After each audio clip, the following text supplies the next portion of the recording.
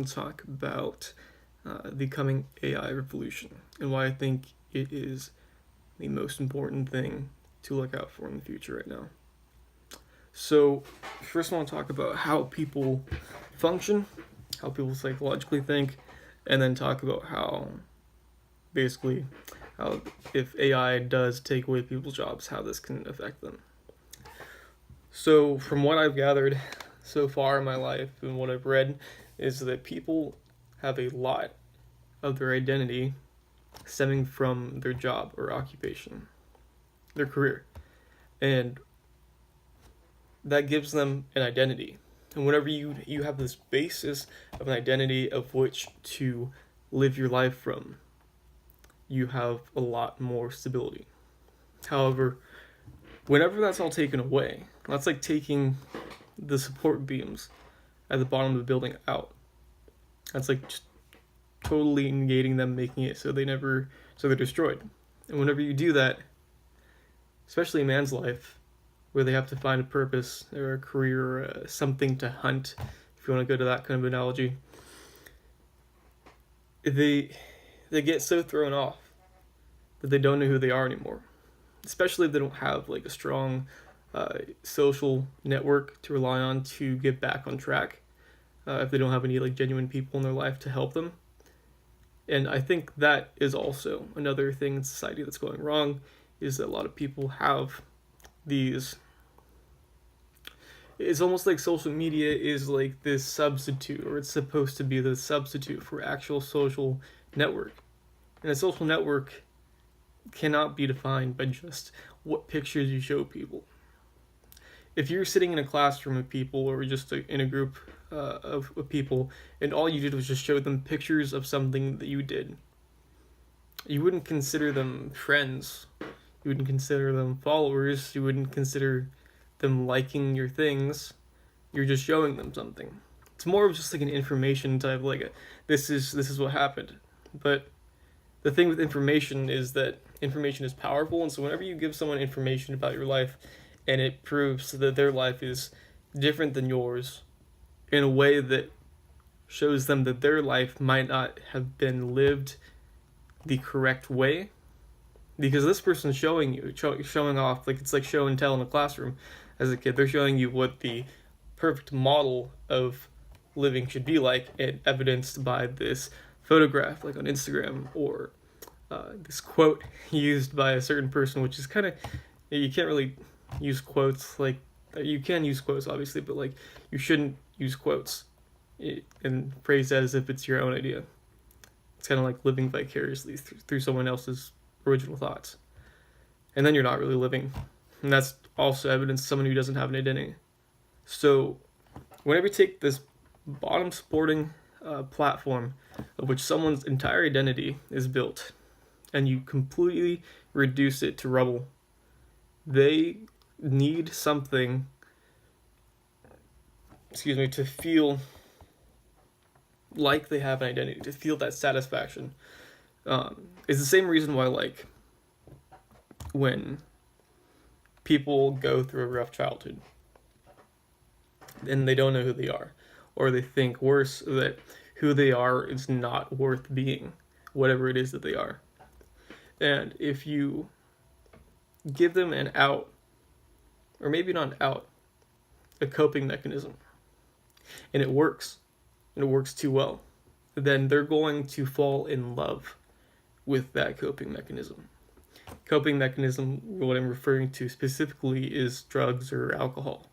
So whenever someone takes a drug, especially one that alters your state of consciousness in a way that increases your levels of dopamine or serotonin, these kind of like altering conscious realities give us a way to escape our reality. It's like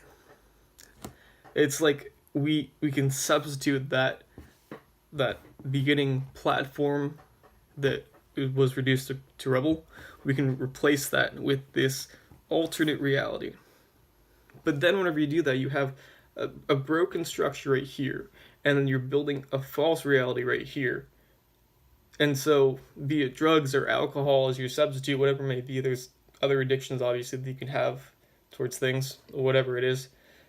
You're building these two different identities. So, one is like falling apart, that's your original self, and then the other is this fake identity. And if you go too far along into relying on a fake identity to give you that sense of purpose and meaning in life, then you're going to feel like you're living a lie. You're going to feel like you won't know who you are. You'll be stuck in the middle where there's nothing. You're going to be constantly going between conscious realities of, let's say, with alcohol, being drunk all the time, or then going back to being sober and having a hangover and hating that. So you want to go back to the nicer reality. And so with that in mind, going back to the topic of AI, if you have a lot of people in this country that are sharing this information about their lives, building up this fake reality that gives them a sense of satisfaction, like social media does, you can get addicted to that. Just as a side note, but whenever you are addicted to something that builds a false reality, and that can almost seemingly get you by. So that's why a lot of people who lose their jobs, like the opiate epidemic, why a lot of people who fell victim to that, were productive people in society. They probably felt like they had value to add. But whenever that's taken away from you, you have to find something to survive. I mean, if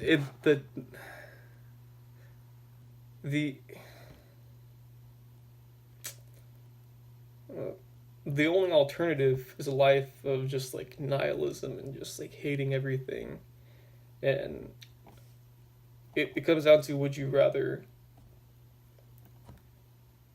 live in this hateful reality, or worse, kind of in a way, a fake alternate reality that's destroying yourself and leading you farther away from who you are? That, like, if this happens on a societal scale, which the internet and everything can definitely make happen, very good at scaling things, and whenever you scale emotions and lack of identity at that kind of magnitude, society will begin to just rip at the seams. See, these social networks, these fake realities that we live in, it's not that they're really adding anything to our lives, they're just substituting what could be with what is not. So with the coming AI revolution, whenever you consider all the jobs that could be lost, or not lost, taken away from living, breathing people to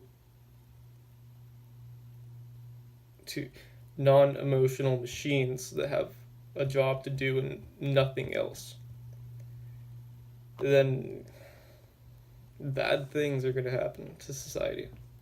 It doesn't matter if it's like there's going to be new jobs that are created from this. It's the fact that there always is going to be people that are not skilled enough, or maybe they got too used to a different sort of skill set to be able to adapt fastly, at least fast at the pace that AI is exponentially growing. It just doesn't happen that fast. So there's going to be a very long period of time, especially in today's standards, like a decade, which is like, you think 10 years from before now, 2009, like completely different from now. And you start to see how these people will be frustrated. Sure, you can retrain them to be something else, but it's highly unlikely that they're all going to be computer programmers or technicians or people who are working alongside these AI machines. That just can't happen for everyone who loses their job to this. And we're talking people in the food industry, retail, in grocery stores, and driving, and Uber, and all the way to like trucking, that whole entire spectrum, to data analysts. And it's the only thing left is going to be jobs that like feed or help the system grow further. And if we don't have any people that are, I know, the job will still be filled, the job will still be done, but the main point I want to get at is that these people are going to be lost. They won't have a sense of identity, and they're going to search out coping mechanisms, either hate and revenge or self-destructive pleasure, to find their identity again, temporarily even. And if this happens at scale, like, who knows what will happen? And I don't mean to sound like a fearmonger or anything. This is just like, I can't see this happening many other different ways than something similar to this timeline of what can happen. And that's just looking at what's already happened. I mean, we have older generations of people, right? And they will like hate new technology, or they'll say you'll probably hear they'll say, "Oh, I'm bad with computers," or "Computers hate me," or something like that. And realize that those people, some of them still have like decades left of work, of their career left. So if you have decades of work left in your life, and you're being already cut off when you're relatively young, you're either going to be hateful and vengeful for the rest of your life, or you're going to be seeking out coping mechanisms that are unhealthy. Now, I mean, that's not the only two things you can do. Obviously, you can take accountability and responsibility and improve your life. That's like the best case scenario, obviously. And that should always be the best case scenario for everyone, no matter what period of time you're talking about. But the fact is that there's been no other revolution, industrial revolution, that comes close to what AI is. Other jobs have been like outsourced, or maybe like outsourced or replaced, or just not needed anymore. And while all of that is true in a sense with AI as well, it's at a much more costly, I want to say like dividend of compared to the profits that can be made from it, from a psychological level. And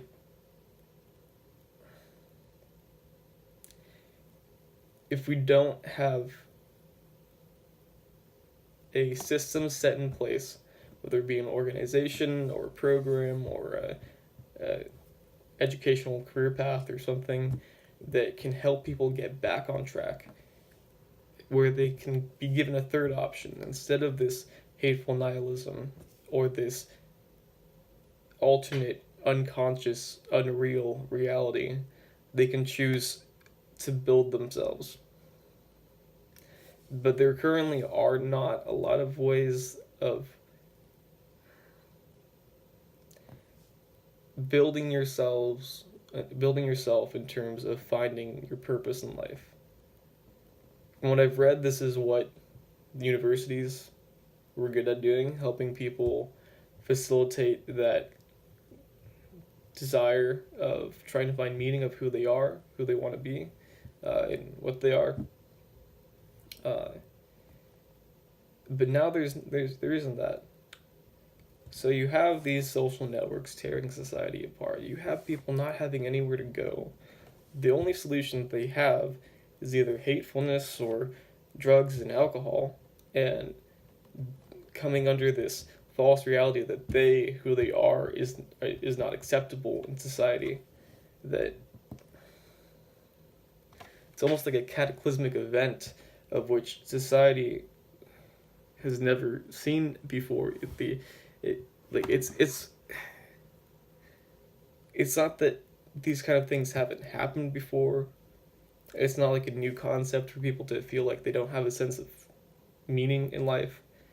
But at the scale that we're talking here, in the amount of people that will be affected is ungodly almost. This is something that I want to focus my career on. This psychology of getting educated about how we think is important, how we feel, our senses, and what we value as humans.